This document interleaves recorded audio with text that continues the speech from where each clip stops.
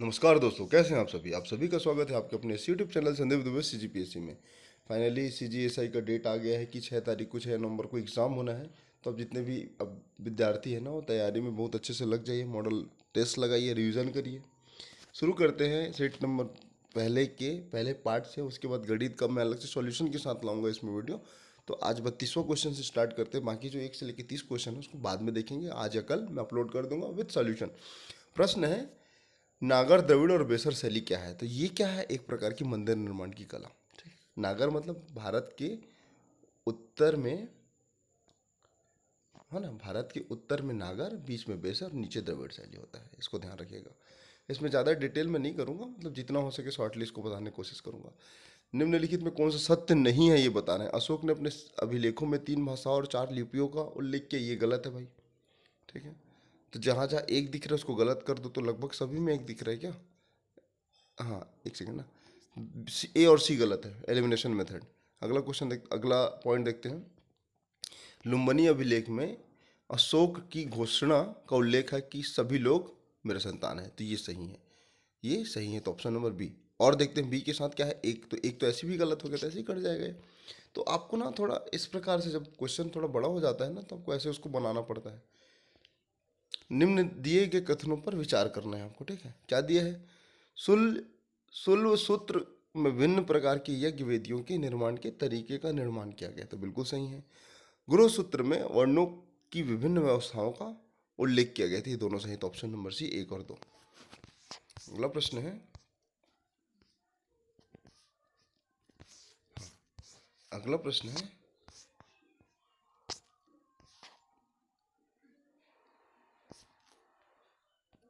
एक मिनट। भारतीय संविधान के तहत धन की एकाग्रता का उल्लंघन होता है, तो ये क्या है? ये किसमें बताया गया है? राज्य के नीति निर्देशक तत्व में। ठीक है। अगर मैं बात करूं राज्य के नीति निर्देशक तत्व के बारे में, डीपीएसपी, तो ये कौन से भाग में? चौथे भाग में है। ठीक है। अच्छा, और महत्वपूर्ण बात करो, इसमें 35 से लेके 51 तक के आर्टिकल सम्मिलित किए जाते हैं। ठीक है। बताया गया, इसी में पंचायती राज से संबंधित आ जाएगा, शिक्षा का प्रावधान आ जाएगा, बहुत सारी चीज़ें हैं। मैं एक ऐसा वीडियो लाऊंगा जिसमें 300, जितने 295 अनुच्छेद हैं, 395 अनुच्छेद, उसको एक ही वीडियो में सीधा उसको कवर करेंगे। ठीक है। भारत में संपत्ति का अधिकार की स्थिति क्या है? देखो, संपत्ति के अधिकार 44वां संविधान संशोधन 1978 के तहत परिवर्तन कर, जो आर्टिकल 19 में था ना, उसको चेंज करके किस में ले आया गया था? धारा नंबर 300A में। तो ये एक प्रकार की कानूनी अधिकार है, इसको ध्यान में रखिएगा, ऑप्शन नंबर बी। एक विधान जो कार्यपालिका या प्रशासनिक पदाधिकारी को विधि के अनुप्रयोग के मामले में अनिर्देशित, अनियंत्रित, विवेकाधीन शक्ति का प्रदान करता है। ठीक है। तो भारत के संविधान में किस अनुच्छेद में ये उल्लेख है? तो ध्यान में रखिएगा, ये उल्लेख है ऑप्शन नंबर ए, अनुच्छेद 14। तो ये थोड़ा कॉम्प्लिकेटेड हो गया है। समान क्या होता है इसका आंसर? विधि के समक्ष समानता का अधिकार। क्या होगा? विधि के समक्ष समानता का अधिकार। ठीक है। तो इसको ध्यान रखना। कई बार क्या होता है ना, हम क्वेश्चन को इतना कॉम्प्लिकेटेड बना देते हैं क्योंकि संविधान में तो ऐसे ही वर्णित है ना। इस प्रकार इसका आंसर क्या होगा? ऑप्शन नंबर जो भी है, विधि के समक्ष समानता का अधिकार। अगला प्रश्न है, केंद्र सरकार के राजस्व में सबसे महत्वपूर्ण योगदान किसका है? तो ये है corporate tax, option number B. किसका है? Corporate tax. भारत के लिए नियोजित अर्थव्यवस्था 1934 किसका कार्य था? तो ये कार्य था हमारे प्रसिद्ध इंजीनियर एस विश्वेश्वरैया जी। जीएनपी और एनएनपी के बीच का अंतर क्या कहलाता है? तो ये किसके बराबर होता है, ये पूछ रहा है। तो होता है मूल्यह्रास के। किसके? पूंजी डेफिशिएशन या डिप्रिशिएशन। ठीक है, पूंजी मूल्यह्रास। निम्नलिखित में कौन सा राष्ट्रीय आय का अनुमान लगाने की एक विधि नहीं है? देखिए, उत्पादन विधि से लगाते हैं आय विधि, व्यय विधि, जो मेंस की तैयारी करते हैं अच्छे से जानते हैं, लेकिन निर्यात आयात पद्धति से नहीं निकालते, तो ऑप्शन नंबर बी आएगा। निम्नलिखित में कौन सा भारत की आर्थिक योजनाओं का उद्देश्य नहीं है? तो भारत की आर्थिक योजनाओं का उद्देश्य क्या क्या नहीं है, देखना ना। देखिए, पहला क्या है? जनसंख्या वृद्धि। दूसरा पढ़ लेते हैं, औद्योगिक विकास, आत्मनिर्भरता, रोजगार सृजन।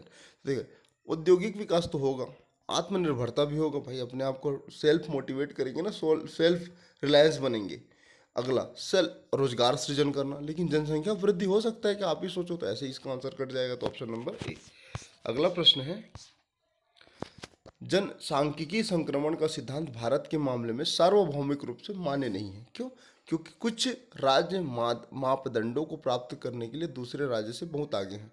देखो यार, सिंपल बात है, जनसंख्या संक्रमण, जनसांख्यिकी संक्रमण, डेमोग्राफी। मान लो कोई राष्ट्र है, जैसे मान लीजिए तमिलनाडु है, ये तमिलनाडु ने शिक्षा, या केरल ले लेते हैं, शिक्षा को लेके, स्वास्थ्य को लेके, है ना, और जनसंख्या को लेके सब में नियंत्रण कर लिया है, विकास को लेके कर लिया है बिल्कुल, क्योंकि राज्य छोटा है, छोटा राज्य है, जनसंख्या कम है, लोगों को समझाया जा सकता है, योजनाओं को सफल क्रियान्वयन किया जा सकता है। पर अगर मैं बात करूं बड़े राज्यों में, जैसे मान लो ये उत्तर प्रदेश है, ठीक है, तो ठीक है, योजनाएं ये भी अपने चरम सीमा पर है, ये भी, इसका भी विकास हो रहा है, हर एक दृष्टिकोण से ये भी आगे है। पर 20 करोड़ जनसंख्या, 20 से 21 करोड़ जनसंख्या यहाँ की, तो उनको उतना सुविधा दे पाना थोड़ा मुश्किल है। अब यहाँ से जनसंख्या, अगर एक परिवार एक ही बच्चे का अडॉप्ट भी करते हैं, तब भी लगभग 10 करोड़ के आसपास ऐसी हो जाएगा। तो कुल मिला के बात ये है ना कि यहाँ पास थोड़ा एक आगे बढ़ चुका है, एक पीछे हो गया है, ये चीज़ है, इसके बारे में आप समझना। एशियाई शेर के घर के रूप में किसे माना जाता है? तो ये है गिर राष्ट्रीय उद्यान, जो अभी क्वेश्चन आया था सीजीपीएससी प्यून का, ठीक है। व्यापक खेती का मुख्य उद्देश्य क्या है? तो व्यापक खेती का मुख्य उद्देश्य है होल्डिंग को बड़ा करना, ठीक है। अत्यधिक श्रम गहन करना, इसको रहने देते हैं अभी, ठीक है। मशीनीकरण पर जोर जोर देना, आधुनिकरण क्या है, मशीनीकरण पर जोर देना। भूमि उपयोग की कम तीव्रता, तो देखो इसमें ऑप्शन नंबर बी कर जाएगा, अत्यधिक श्रम को पर गहन, मतलब अत्यधिक श्रम गहन करना। तो इसको काट दो, जहाँ जहाँ दो ऐसा आपको काट दो, एक को काट दो, दो को काट दो और तीन को काट दो, तो ऑप्शन नंबर सॉरी डी को काट दो, तो ऑप्शन नंबर सी। देखिए ऐसा क्वेश्चन बनाया जा सकता है, नहीं बनता है तो आपको तुक्का लगाना है, क्योंकि यहाँ पास आपके पास बाउंडेशन नहीं है माइनस मार्किंग की। अगला क्वेश्चन है, उर्वरकों के कम से कम अनुप्रयोग की आवश्यकता वाली मिट्टी के नाम को बताइए जो प्राकृतिक से नवीनीकृत हो जाती है या हो सकती है। तो इसका ऑप्शन देख लेते हैं। पहला ऑप्शन है जलोढ़, दूसरा ऑप्शन है लाल, तीसरा ऑप्शन है शुष्क क्षेत्र और भूमि, मतलब शुष्क क्षेत्र की भूरी मिट्टी और लेटराइट। तो यार सीधा सर्वाधिक पाए जाने वाली मिट्टी कौन है भारत में? जलोढ़ मिट्टी। इसी कारण ये जो है ना एक प्राकृतिक नवीनीकृत हो सकती है, तो इसका आंसर आएगा जलोढ़, एलुवियल सॉइल या एलुविलियस सॉइल। अगला प्रश्न है, उत्तर भारत में सर्दियों की वर्षा के कारण होने वाले जो पश्चिमी विक्षोभ है कहाँ से उत्पन्न होता है? भूमध्य सागर से, भूमध्य सागरिक क्षेत्रों से उत्पन्न होता है, ठीक है। वैसे भारत में जो मानसून होता है वो कहाँ से होता है? दक्षिण पश्चिम मानसून से होता है। देखो ये दो शाखा में बढ़ जाते हैं, करब की शाखा, एक बंगाल की शाखा। तो यहाँ पर जैसे जाते ये हो गया पश्चिमी घाट, ये इस क्षेत्र को पूरा कवर कर देता है, आगे भी चले जाता है। लेकिन यहाँ पर है ना जो माउंट आबू, अरावली, इसके सिर्फ ना दिलवाड़ा जैन मंदिर को कवर करते हैं, आगे नहीं जाता, तो सूखा चले जाता है, इसी कारण राजस्थान सूखा है। अच्छा एक शाखा कहाँ चलेगा इसका? बंगाल की खाड़ी। तो बंगाल की खाड़ी से ना ये तो ऊपर जाएगा ही, कहाँ जाएगा? मेघालय, मिजोरम, मणिपुर, मतलब पूर्वोत्तर भारत में। और एक ऐसे गोल घूम के ना छत्तीसगढ़, उड़ीसा और फिर छत्तीसगढ़ के क्षेत्र में आ जाता है। इसी कारण सर्वाधिक वर्षा वाला क्षेत्र छत्तीसगढ़ से कौन से शाखा से होता है? तो बंगाल की खाड़ी से। कितना प्रतिशत? 90%। और 10% कौन से है? ये अरब सागर से। तो मैं इसको इसलिए बता रहा था, ठीक है। भारत के किस क्षेत्र में सबसे अधिक ग्रीष्मकालीन मानसून पाया जाता है? तो ये पश्चिमी घाट में, बिल्कुल, क्योंकि इसमें सर्वाधिक 1 जून को ये प्रवेश कर जाता है, दक्षिण पश्चिम मानसून, ऑप्शन नंबर सी। निम्नलिखित में कौन सा हिमालय से पुराना माना जाता है? तो सबसे पुराना है अपना, देखिए सबसे पुराना है, आपको देखते हैं, सिंधु, गंगा, ब्रह्मपुत्र और सतलज, या सतलुज बोलते हैं। तो गंगा को छोड़ दूं तो गंगा नवीन नवीन नदी है, ये पुरानी नदी है गंगा नदी। क्योंकि देखो अगर मान लो ये अपना जम्मू कश्मीर है, ठीक है, और यहाँ पर एक जगह है कौन सा?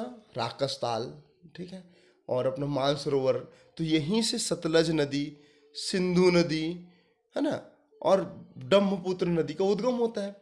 और गंगा नदी का उद्गम कहाँ होता है? ये बंदरपूछ वाले क्षेत्र से होता है, गंगोत्री से, ठीक है। तो अगर मैं बात करूँ तो आपको ऐसे ही आंसर आ जाएगा कि अगर आप उसका उद्गम जानते हैं ना, तो गंगा को छोड़ देते, तीनों का उद्गम भारत के बाहर से होता है, जो पुरानी नदी है कैलाश मानसरोवर के तट के पास से। तो इस प्रकार इसका आंसर आएगा ऑप्शन नंबर डी, 1, 3, 4। भारत का पहला नाइट स्काई अभ्यारण्य किस राज्य में स्थापित किया गया है? तो इसका पहला ऑप्शन है हिमाचल प्रदेश, लद्दाख, उत्तराखंड, और अगला ऑप्शन देखते हैं अपना, ये है चंडीगढ़। तो इसका आंसर आएगा ऑप्शन नंबर बी, लद्दाख में। ठीक है, ऑप्शन नंबर बी, लद्दाख में। क्या? नाइट स्काई अभ्यारण्य। अगला प्रश्न है, यूनाइटेड किंगडम के 56वें प्रधानमंत्री के रूप में किन्हें नियुक्त किया गया? तो लीज ट्रस को। किस संस्था ने कोविड-19 से संबंधित भारत के पहला नोजल वैक्सीन विकसित किया जिसे DCGI को मंजूरी मिली, मतलब DCGI की मंजूरी मिली? तो यह है भारत बायोटेक का। 36वें राष्ट्रीय खेल का आयोजन भारत के किस राज्य में हुआ था? ये हुआ था गुजरात में। किस भारतीय कंपनी ने गुजरात में भारत का पहला और दुनिया का सबसे बड़ा कार्बन फाइबर प्लांट को स्थापित करने की घोषणा करी? तो हमारे देश की सबसे प्रतिष्ठित इंडस्ट्री रिलायंस इंडस्ट्री द्वारा। अगला प्रश्न है, प्रधानमंत्री नरेंद्र मोदी जी ने किस सशस्त्र बल के लिए एक नया ध्वज या निशान का अनावरण किया था? भारतीय नौसेना के लिए। प्रतिवर्ष राष्ट्रीय पोषण माह 2022 सरकार ने किस केंद्रीय मंत्रालय द्वारा शुरू करने की मांग रखी है? कौन से मंत्रालय इसको शुरू करेगा? देखो, राष्ट्रीय जो पोषण सप्ताह है ना, सितंबर है, पूरा सितंबर से, मतलब 1 सितंबर से 31 सितंबर तक मान लें, अलग अलग डेट होता है। तो ये कौन अब संभालेगा? महिला एवं बाल विकास मंत्रालय। राष्ट्रीय अपराध रिकॉर्ड ब्यूरो NBRC के रिपोर्ट के अनुसार 2021 में किस शहर को भारत का सबसे सुरक्षित शहर घोषित किया गया? ये है कलकत्ता, ऑप्शन नंबर बी।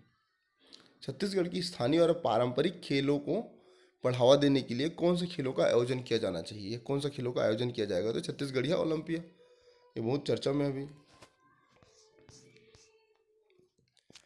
बालवाड़ी से संबंधित जो तथ्य हैं उसको देखना है। देखो, यह बच्चों का सरकारी प्ले स्कूल है, देखते हैं। इसके तहत 5173 बालवाड़ी खोले जाएंगे, बिल्कुल देखते हैं। इसका ध्यान, जो ध्येय वाक्य है, बालवाड़ी बढ़ावो शिक्षा की गाड़ी, हाँ बिल्कुल 1, 2, 3 तीनों सही है। कब प्रारंभ हो? 5 सितंबर, शिक्षक दिवस के दिन। ठीक है। PM श्री योजना के बारे में आपको बताना है। तो PM श्री योजना के बारे में बताना है, इस योजना के तहत 14,500 स्कूलों का उन्नयन किया गया, ये सही है। इस योजना के तहत 146 स्कूलों को भी शामिल किया गया। ये 5 तारीख को मोदी जी द्वारा प्रारंभ किया गया था सेंटर से। तो तीनों सही हैं। ओके। भारत का या राज्य का, छत्तीसगढ़ राज्य का सबसे बड़ी कला विविधता, मतलब आर्ट गैलरी कहाँ है? तो ये जो है ना, खैरागढ़ में है, खैरागढ़ विश्वविद्यालय। ठीक है, 1956 में गठन हुआ था। हाल ही में किस जिले में हीरा, सोना, लिथियम के भंडार मिले हैं? तो पहला ऑप्शन महासमुंद, जांजगीर चांपा। ठीक है, ये जो भंडार मिले हैं ना, आपको मैं बता देता हूँ शुरू से।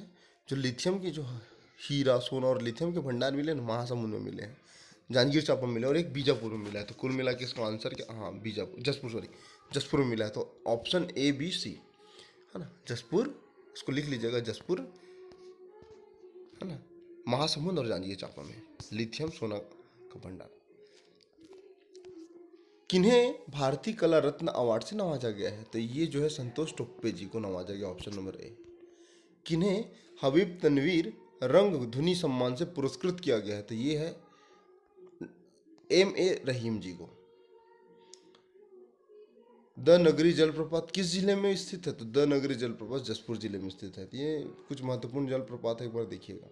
हाल ही में मंत्रिमंडल ने आगामी 2023-24 सत्र ST/SC OBC के लिए कितने नए आवासीय प्रयास विद्यालय खोलने की सहमति दी? तो ये है ऑप्शन नंबर C, 4 प्रवासी विद्यालय। देखिए, अब बताना है आपको, हाल ही में गठित नए जिले शक्ति के संबंध में क्या सही है? ये 14 रियासतों में सबसे छोटा रियासत था, बिल्कुल सही है। इसकी स्थापना जांजगीर जिले की सीमा परिवर्तन कर की गई थी, ये भी सही है क्योंकि जांजगीर से लगा हुआ है। यह प्रदेश का 33वां जिला है। तो ये option number D, option number A, 1, 2, 3 तीनों सही है। निम्नलिखित में कौन सा जिला कर्क रेखा से होकर गुजरता है? तो बताना है आपको, मान लो ये छत्तीसगढ़ है, ठीक है। तो ऐसे कर्क रेखा गुजरेगा, तो यहाँ पर सब कौन सा, महेंद्रगढ़ चिरमिड़ी एक जिला, कोरिया दूसरा जिला, जसपुर बलरामपुर तीसरा जिला, और यहाँ पर चले जाएगा सूरजपुर। तो कुल मिला के 4 जिले से गुजरेंगे। और ये ऑप्शन में कौन सा ऑप्शन है, ऑप्शन नंबर कौन सा, हाँ सूरजपुर जाएगा। देखो यहाँ पर कौन सा नहीं होना चाहिए ना, कर्क रेखा से नहीं गुजरेगा, तो इसका आंसर आएगा इसका अच्छा गुजरेगा ना, तो इसका आंसर आएगा ऑप्शन नंबर डी, सूरजपुर आएगा, बाकी गलत है, ठीक है, ध्यान से पढ़ना। निम्नलिखित में कौन सा राज्य छत्तीसगढ़ के दक्षिण में है, तो कौन सा राज्य दक्षिण में, तो आंध्र प्रदेश, ठीक है, यहाँ पर है। मैकाल श्रेणी किस पर्वत का भाग है, तो ये सतपुड़ा का भाग है। सबसे ऊंचा चोटी बड़गढ़ की चोटी या बदरगढ़ की चोटी 1176। तीसरे नंबर की सबसे बड़ी चोटी छत्तीसगढ़ की। कामेड़ वन्य जीव अभ्यारण्य राज्य के किस जिले में है, तो देखो वन्य जीव अभ्यारण्य वर्तमान में हमारे यहाँ कितने हैं, 11। राष्ट्रीय उद्यान कितने हैं, 3। और टाइगर रिजर्व कितने हो गए हैं, 4। जिले कितने हो गए, 33। तो ये सब ध्यान में रखिएगा। और ये जो पामेड़ राष्ट्रीय अभ्यारण्य है ना, वो आपको मिलेगा बीजापुर में। एक और मिलेगा यहाँ पर, बताइए नाम उसका। छत्तीसगढ़ के किस जिले में तेलिन घाटी स्थित है, तो ये जो स्थित है तेलिन घाटी, ये है कोंडागांव में, ऑप्शन नंबर ए। जैव भौगोलिक दृष्टि से छत्तीसगढ़ से निम्नलिखित में किसे शामिल किया गया है, जैव भौगोलिक दृष्टि से, ठीक है। तो ये शामिल किया गया दक्कन जैव क्षेत्र में। भाई दक्कन देखो यहाँ पर महाराष्ट्र है, और यहाँ पर सही कौन सा, महाराष्ट्र के बगल में छत्तीसगढ़ लगा हुआ है, तो ये दक्कन वाला क्षेत्र है ना, इसी कारण इसको जैव भौगोलिक दृष्टि से दक्कन जैव क्षेत्र में शामिल किया गया है। क्योंकि सर्वाधिक दक्कन क्षेत्र कहाँ पाया जाता है, महाराष्ट्र में लगा हुआ जिला है। तो ऐसा याद रख सकते हैं ना। छत्तीसगढ़ के किस शैल समूह का विस्तार सबसे ज़्यादा है, तो ये जो मिलेगा, देखो आर्कियन पहले नंबर में आ जाएगा, फिर विंध्याचल शैल का आ जाएगा, ठीक है, फिर कुड़प्पा शैल, ऐसे करके वो विस्तृत होगा। तो इसका सबसे इस ऑप्शन के बिहाफ में इसका आंसर आएगा विंध्याचल शैल। दलहा पहाड़ कहाँ है भाई, ये बिलासपुर जांजगीर चांपा में मिलेगा आपको। 739 इसका शायद हाइट है, इसको देख लेना। अगला प्रश्न है, मद्य निषेध के रूप के लिए महान व्यक्तित्व ने आंदोलन चलाया था, तो इनका नाम याद रखना, राजा मोहनी देवी ने, मतलब प्रोहिबिशन ऑफ एल्कोहल। विवेकवर्धन आश्रम किस जिले में है, तो ये आपको मिलेगा महासमुंद जिले में। जितरू राम किस कला से संबंधित है, तो ये कांस्य शिल्प से संबंधित है, ऑप्शन नंबर ए। इनमें से कौन सा छत्तीसगढ़ का सोनू निगम कहलाते हैं, तो ये सुनील सोनी जी, छत्तीसगढ़ के सोनू निगम। प्रसिद्ध पंथी नर्तक देवदास बंजारे का संबंध किस जिले से है, धमतरी, रायपुर, जांजगीर चांपा। वैसे तो आप सब जानते हैं, देवदास बंजारी जी का नर्तक है ना, उनका संबंध तो धमतरी से है, तो बाकी ऑप्शन देखने की जरूरत नहीं, धमतरी ऑप्शन नंबर ए। अगला प्रश्न है, भारत के संदर्भ में छत्तीसगढ़ के किस भू आकृति प्रदेश के अंतर्गत आता है, तो ये प्रायद्वीपीय उच्च भूमि के अंतर्गत आता है। निम्नलिखित में कौन सा छत्तीसगढ़ में से एक गढ़ नहीं है, देखो धोरागढ़ को छोड़ के मातिनगढ़, टेंगनागढ़, ओड़ागढ़ ये सब है, और इसके अलावा और 33 और गढ़ है, तो ये धोरागढ़ नहीं है। तो एक बार गढ़ को लेके आप पढ़ लीजिएगा। वित्तीय केंद्रीकरण का श्रेय किन्हें दिया गया है, तो ये लॉर्ड मेयो को। 1872 में अनियमित जनगणना प्रारंभ की है, और डफरिन के समय कांग्रेस की स्थापना होती है ना। Ripon, good Ripon bad Lytton, ऐसा करके याद रखना, जो एक जनगणना का प्रारंभ करते हैं नियमित रूप से 1882। तो बताना कौन सा है, गुड रिपन है कि बैड लिटन है। 1967 में भारत का पहला नगर निगम कौन सा है, इसको मद्रास मतलब तमिलनाडु। 74वां संविधान संशोधन विधेयक किस प्रधानमंत्री के शासनकाल के अधीन प्रस्तुत हुआ था, तो आपको इसका आंसर बताना है। वैसे प्रधानमंत्री से संबंधित जितने भी आर्टिकल एक बार आपको देखना पड़ेगा, आर्टिकल नहीं हो, कौन कौन से कार्य कितने प्रधानमंत्री अगर मान लो 15वें क्रम के हैं, पूरा 15वें का कुछ न कुछ काम को देखना पड़ेगा। वैसे इसका आंसर आएगा जो 74वां संविधान संशोधन है, वो नरसिम्हा राव के समय गठित हुआ था ना, Narasimha Rao, option number B. 74वां संविधान संशोधन के अंतर्गत नगरीय शासन का अनुच्छेद आपको बताना है, तो ये आएगा टी, 243 टी। नगरीय शासन के कार्यकाल के बारे में बताया गया जिसमें ना, और नगरीय पंचायत में, ग्राम पंचायत में 243 डी। गोदावरी बेसिन गोदावरी सबरी बेसिन का अन्य नाम क्या है? तो इसका अन्य नाम है उर्मिला बेसिन। ये नया क्वेश्चन हो सकता है आपके लिए। उर्मिला, उर्मिल बेसिन बोलते हैं वैसे तो। अगला प्रश्न है, निम्नलिखित में सही कथन का आपको चुनाव करना है। भारतीय राष्ट्रीय कांग्रेस 1891 का नागपुर अधिवेशन छत्तीसगढ़ के राजनीतिक चेतना का विकास हुआ। ये तो बिल्कुल सही है भाई, ये तो सही है। इस अधिवेशन में छत्तीसगढ़ के 200 से अधिक भाग ले। तो इस अधिवेशन में 200 से अधिक भाग लिए थे, ये नहीं हो सकता। क्यों बताऊँ? इसमें मध्य प्रांत से 214 लोग गए थे। तो ऑप्शन नंबर बी कटा, दो कटा, ये पहला कट जाएगा, दूसरा कट जाएगा, तीसरा कट जाएगा। तो ऑप्शन नंबर डी है। तीसरा देख लेते। इस अधिवेशन की अध्यक्षता मद्रास के एक वकील जी पी आनंद चालू ने की थी। तो ऑप्शन नंबर डी ये सही है। अगला आपको कुछ विद्रोह दिया है, सूची एक को सूची दो से मिलान करना है। देखिए पहला क्या है, परलकोट विद्रोह। परलकोट विद्रोह है, ये कब होता है? कार्यकाल बताना है ना, समय बताना है इसका। ठीक है। अच्छा, एक्चुअल में ना ये क्वेश्चन ये है कि सूची एक में है विद्रोह और दूसरा में है नेता। तो जैसे परलकोट विद्रोह के बारे में जानते हैं, 1825 में हुआ था लगभग ना। इसका डेट दिया 1825, 20 जनवरी इनको फांसी मिला। किनको? गेंद सिंह को। तो एक आंसर क्या होगा? 4 का आंसर आएगा अ। तो जहां पर 4 का आंसर आया है उसको देखो पहले। तो ऑप्शन नंबर 1 में है क्या? नहीं। 2 में है क्या? नहीं। 3 में हाँ है। उसके बाद देखो ऐसे ही कर जाएगा बाकी। तो बी का ऑप्शन एक आ जाएगा। देखो एक आंसर आ गया। उसका अगला आएगा बरगढ़ का विद्रोह आता है। बरगढ़ का विद्रोह आएगा ऑप्शन नंबर दलगंजन के सिंह के समय। ठीक है। तारापुर विद्रोह किसके समय आएगा? तो ये आएगा, एक सेकेंड ना, सॉरी, दलगंजन का विद्रोह किसके समय? देखो फिर से देखते हैं। परालकोट का विद्रोह गेंद सिंह, बरगढ़ का विद्रोह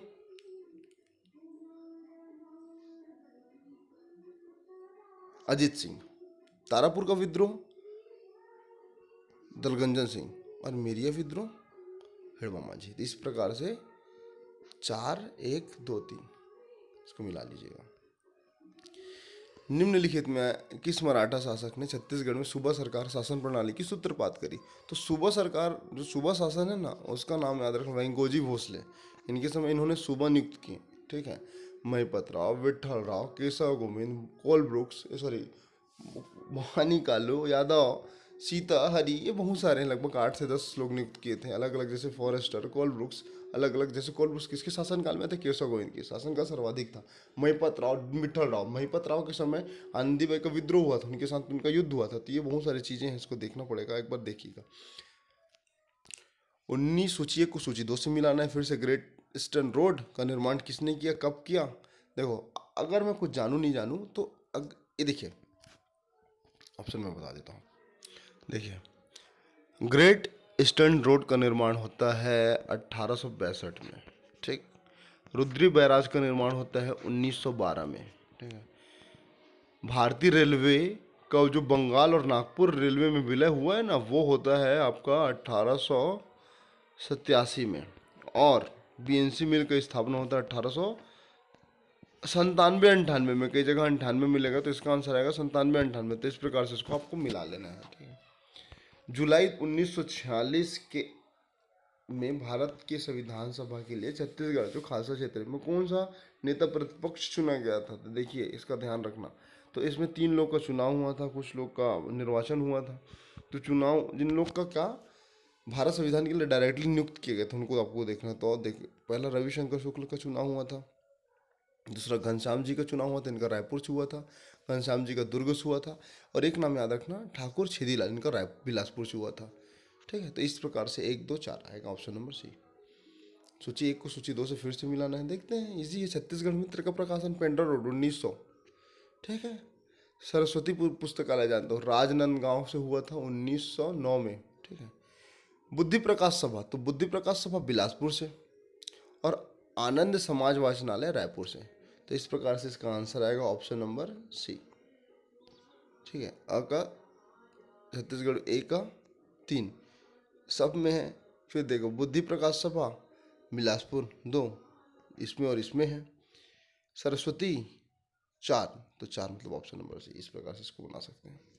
ऐसे आपको कुछ एक क्वेश्चन मिलेंगे। और इस वीडियो का लास्ट क्वेश्चन है, अखिल भारतीय कांग्रेस कमेटी बैठक के बम्बई से लौटते हुए छत्तीसगढ़ के जो कांग्रेस नेता है ना, जिनको 9 अगस्त 1942 में गिरफ्तार कर लिया गया, उस जगह का नाम बताना था। मलकामपुर। तो इस प्रकार से इसमें लगभग 70 क्वेश्चन कवर होते हैं, और एक इसका सेट आएगा जो गणित से संबंधित रहेगा, उसमें सॉल्यूशन के साथ उसको बताऊंगा। तो मिलते हैं अगले वीडियो में। God bless you all.